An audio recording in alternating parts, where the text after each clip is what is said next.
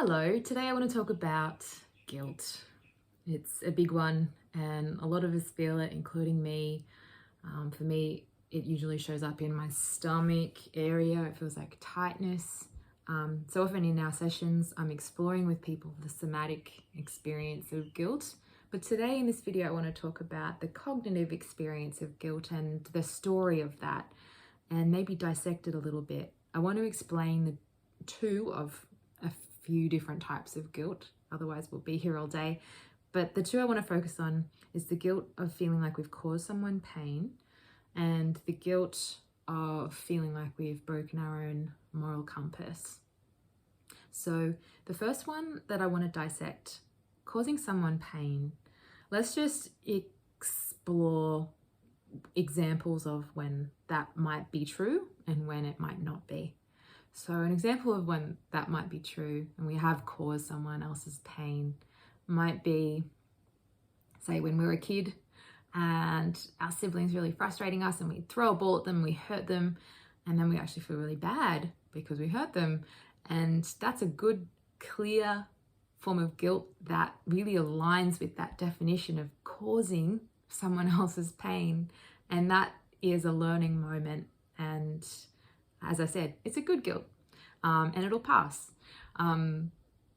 There's this other type of guilt that isn't actually us causing someone else's pain, but a lot of us feel it, and it's a misplaced responsibility that shows up when one person in a partnership, it could be in families, relationships, friendships, work situations, where someone feels an emotion and the other person feels responsible for it.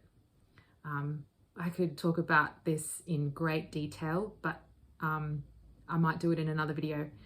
But basically, the way I want to dissect this is when someone feels, say, disappointment as a result of a kind boundary that we set, or maybe they just feel disappointment just for whatever other reason, or for sadness or frustration or any, one of those uncomfortable emotions.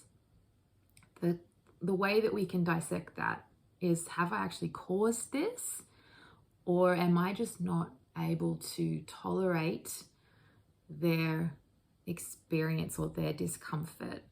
So a big part of unpacking that guilt that we might feel about someone else's feelings is, did I cause it, or am I just taking responsibility where maybe I shouldn't be? Am I able to let them feel what they need to feel? Can I tolerate their experience of this negative feeling? Obviously there's situations where that person might project it onto us as being our fault.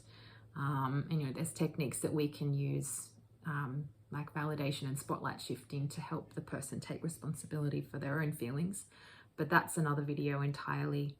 I want to just, touch on this experience of when we feel like we've caused someone's pain, but we actually haven't. So there's a very clear distinction. One, I know I've talked about, like, it's more of a physical hurt, but there's this emotional hurt that is a little bit more ambiguous.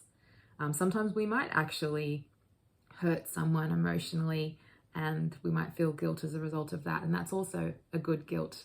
But what I tend to see most often is this misplaced responsibility guilt, where we actually just haven't learnt yet to tolerate the emotions of other people.